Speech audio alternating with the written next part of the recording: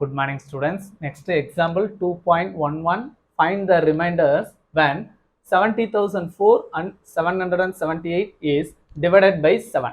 இந்த ரெண்டு வேல்யூவையும் 7 டேபிள்ல டிவைட் பண்ணோம்னா கிடைக்கக்கூடிய ரிமைண்டர்ஸோட வேல்யூ கேட்டிருக்காங்க. பாருங்க, we know that the first value பாருங்க 70,004 கொடுத்திருக்காங்களா?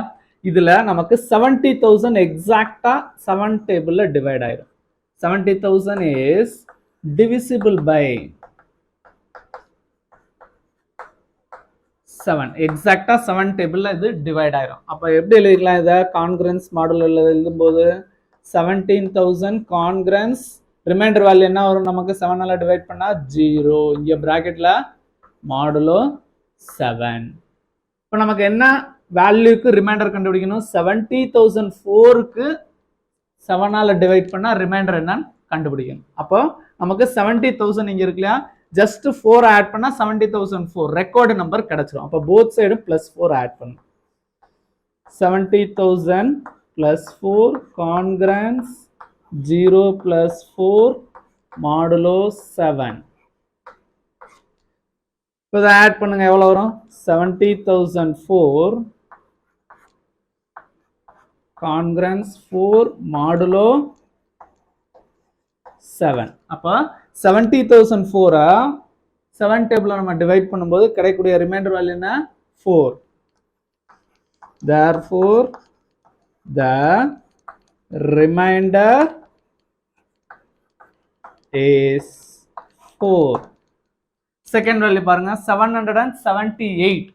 இதுல நம்ம 777 எக்ஸாக்ட்டா 7 டேபிள்ல டிவைட் ஆயிரும்.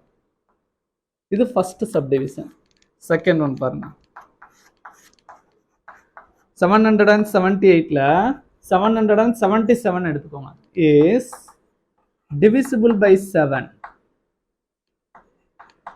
divisible by 7 எக்ஸாக்ட்டா 7 டேபிள்ல டிவைட் ஆயிரும். அப்ப அதை எப்படி எழுதிக்கலாம்? கான்கிரன்ஸ் மாடல்ல 777 கான்கிரன்ஸ் ரிமைண்டர் 0 மாடுலோ 7. நமக்கு என்ன ரெக்கார்ட் வேல்யூ? 778. நம்ம 778 எக்ஸாக்ட்டா 7ல டிவைட் ஆகும்னு சொல்லிருக்கோம். அப்போ போத் சைடு ஜஸ்ட் 1 ஆட் பண்ணிக்கோங்க. 777 + 1 கான்கிரன்ஸ் 0 + 1 மாடுலோ 7. அப்போ 778 கான்கிரன்ஸ் 1 மாடுலோ 7. இப்போ நமக்கு கிடைக்கக்கூடிய ரிமைண்டர் வேல்யூ என்ன வந்திருக்கு? 1. Therefore the remainder is 1. இதோட இந்த சம் கம்ப்ளீட் ஆகுது. Thank you.